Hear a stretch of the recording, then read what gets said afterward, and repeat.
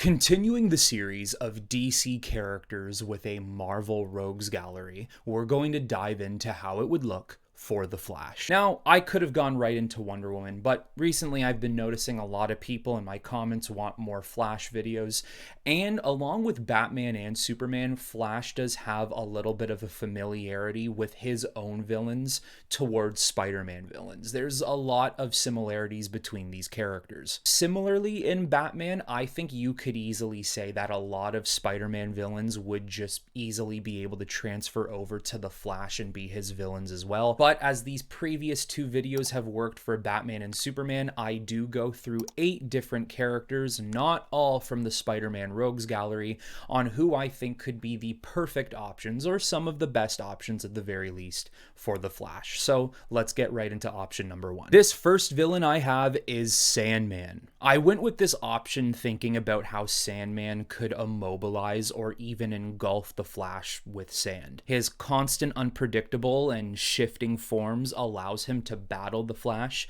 in many different ways, and his somewhat tragic criminal background could blend into Flash's real rogues gallery, villains who wish their circumstances were different so they didn't have to be villains in the first place. Sand is one of the toughest elements to run or even maneuver on, so how would somebody like the Flash be able to handle a character like this? What happens when you mix extreme speed with somebody like Sandman? This is a character who can morph himself into any different creature, beast, or formation that he wants, and with that speed, running around this sand, throwing it and flinging it all over the place, this could cause massive complications for the Flash's vision. Flash finding himself in positions where he may be faster, he may in a way even be stronger, but even he is not immune to sand and the elemental properties and abilities that come with it. Then I went with Shocker, who feels and looks like the exact type of character that would belong in the Flash Rogues. The lesser criminal rogue using advanced tech gimmick works perfectly here. Shock waves and shock blasts that could make the Flash maneuver Shocker differently instead of spamming his blitz move over and over. This villain option for the Flash is rather quite simple. It just feels like a character that would belong in the Flash's Rogues Gallery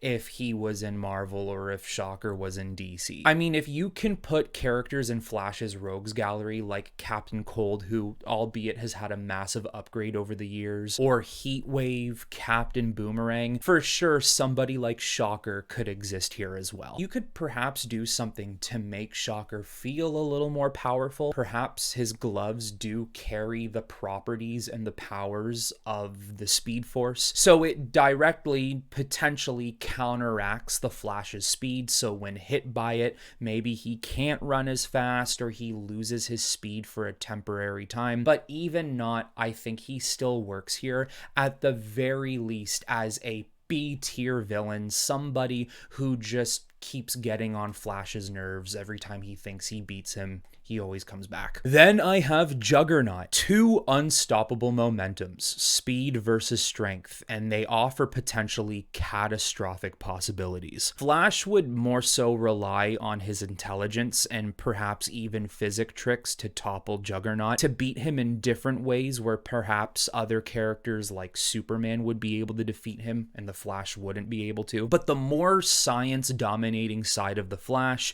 mixed with Juggernaut's mystic ties, it brings in a different type of challenge that Flash doesn't often have to go up against. I think this really comes down to what is going to outlast the other. Is it going to be the Flash's speed that outlasts Juggernaut's strength, or vice versa? 100% one of the things that Flash definitely has a pro over Juggernaut is how smart he is. Juggernaut is not known for his intelligence, let's be honest. I do believe another character you could have thrown in here that would somewhat fit the same type of bill would be Rhino. Now, I didn't want to just suffocate this whole list with Spider-Man villains, so that's why I decided to go with Juggernaut, and I also do believe Juggernaut is a much bigger test and threat compared to Rhino. Next up is Arcade. His elaborate death traps or places like Murder World are creative places and ways to challenge Flash's quick thinking and speed. He's more eccentric and theatrical, going for style points more than anything, similar to someone like the Trickster, if you will. And instead of being somebody that Arcade wants to put down, perhaps wanting to kill the Flash, I think he'd more so likely see the Flash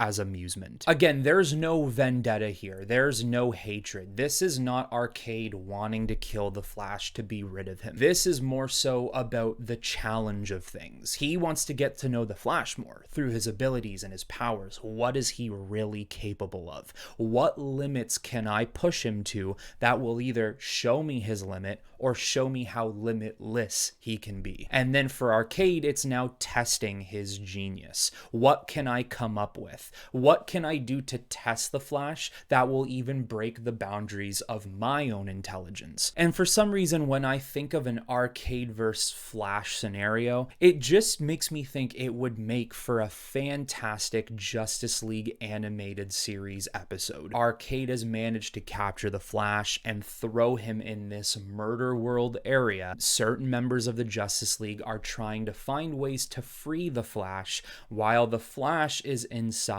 doing some of the most insane stunts and insane tests he's ever had to do in his superhero career. And I think if Arcade knew about the Speed Force, it is a whole other side of intelligence he didn't even know was possible. So if he could find a way to learn more about it and implement it into his traps and worlds, he for sure would. Next up, we have Electro. This matchup would be explosive, visually vibrant, and epic, especially with the amount of electricity that would be flying all over the place. Outside of other speedster villains, Electro could become one of Flash's most powerful threats, and maybe even an arch nemesis of sorts. I think that is how good their villainous relationship could be. As I said, it would be chaotic and volatile, adding in Electro's more insane personality as well. Very often with Flash's villains, you can see characters who dislike him, and at the end of the day, they will do whatever they can to beat him. The Flash has had his moments with his villains where they're not so villainous. They do see the side from the Flash. They might even put their differences aside from time to time. With Electro, he would be your absolute ultimate villain here. He would be the character who, no matter what,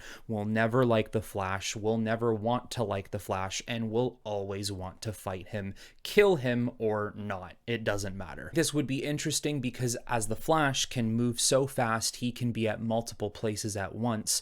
Electro's abilities allow him to tap into any form of electricity at any time, anywhere, within the blink of an eye. Now, I don't know how this would work. I don't even know if it would be possible. I wonder if Electro could potentially tap into the Speed Force. Now, I'm not saying he would get super speed abilities of his own, but would he be able to get into the Speed Force to maybe even be given a different form of abilities that the Speed Force could offer? Could he be something more, something different, something that could easily pacify or again counteract the Flash? Or could it be a buff that if he taps into the Speed Force, his already powerful self becomes extra powerful by 2, 3, 4, 5 times the strength? I think it could be interesting having a different character who doesn't rely on speed being able to tap into the Speed Force for different reasons. Now we look at Speed Demon. This keeps things familiar in terms of Flash's usual speedster villains.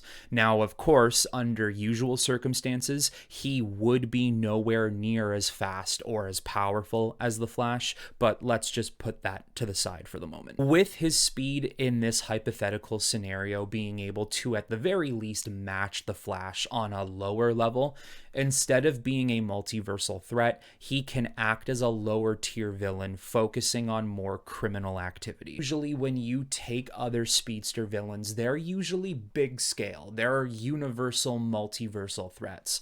You could take somebody with these abilities who doesn't care about that type of stuff and wants to keep things a little more grounded. There could also be times where Speed Demon puts his differences and villainous tendencies aside to assist the Flash, giving Flash an idea that there is hope for him after all. Again, in any other circumstance, Speed Demon has literally zero chance against the Flash. The Flash has been made so powerful, even some of the most powerful beings in said DC universe can't go up against him or match his power. But in a hypothetical scenario, I think this simply fits. It just adds on to the catalog of more speedster villains and threats. It also adds diversity into this speedster room where, as I said, most speedsters, if you were given this type of insane power and a realm you can traverse that no one else can in the Speed Force, usually you'd be looking at the biggest of all pictures. But then to have somebody like Speed Demon